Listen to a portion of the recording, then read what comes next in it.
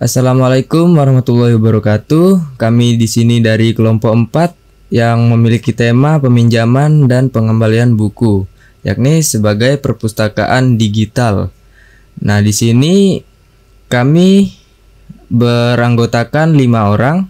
Yang pertama saya sendiri, Veno Mahardika. Kemudian ada Leisure Abraham Padiser.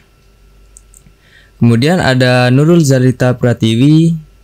Kemudian ada Joy Putri Hasibuan. Kemudian ada Yohananda Samosir. Nah, untuk slide pertama akan dijelaskan oleh Joy Putri Hasibuan. Silakan untuk Joy, dipersilakan.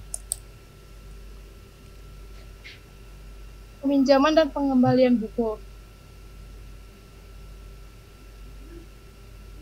Definisi perpustakaan adalah sebuah koleksi buku dan majalah, walaupun dapat diartikan sebagai koleksi pribadi perseorangan.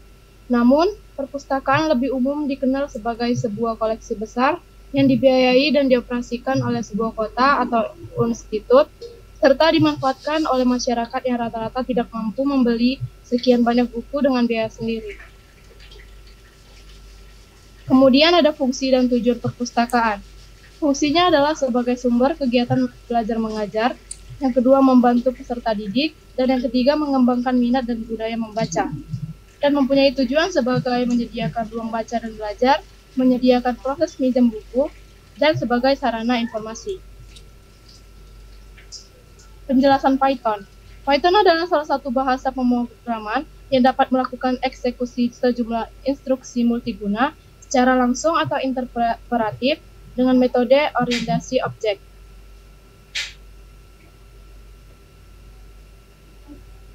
Deskripsi aplikasi. Ketika program aplikasi di jalan admin akan menjadi salah satu menu yang tersedia di dalam program perpustakaan yang berupa 1. Input data buku, 2. Lihat data buku, 3. Cari data buku, 4. Peminjaman buku, dan 5. Ada data peminjaman.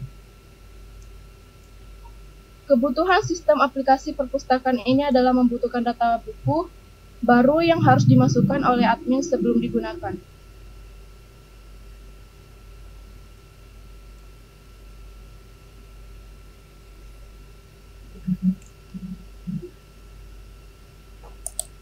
Baik, selanjutnya akan dijelaskan oleh Nurul Zalita Pratiwi. Silakan untuk Nurul.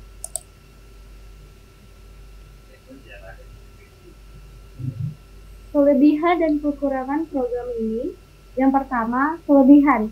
Pencatatan buku, pencarian buku, peminjaman buku, dan terakhir pemeliharaan data. Adapun kekurangannya, yang pertama tidak membahas tentang pembelian buku atau penjualan buku. Yang kedua, tidak membahas tentang pembuatan sebuah laporan.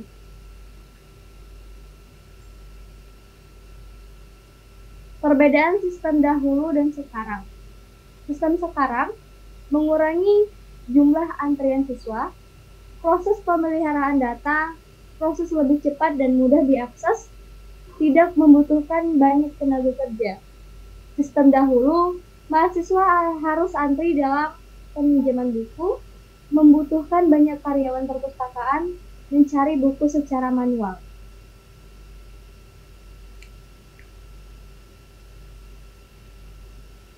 Nah, berikut ini adalah kode dari indeks atau beranda kami yang telah kami buat.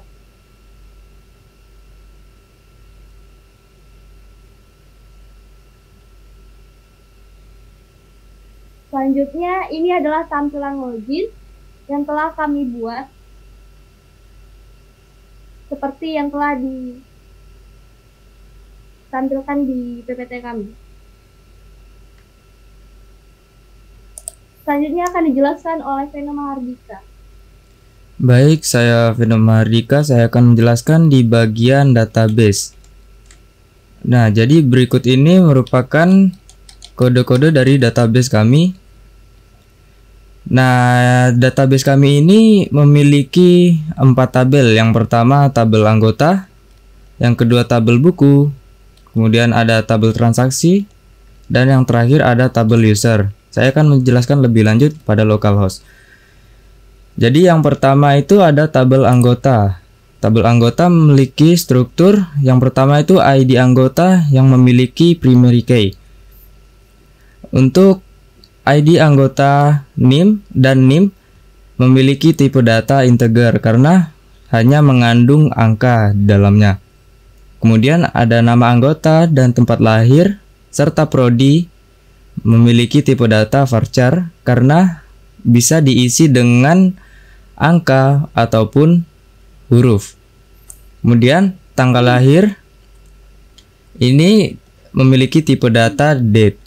Kemudian untuk jenis kelamin memiliki enum atau enumeric. Selanjutnya di tabel buku, di sini memiliki struktur.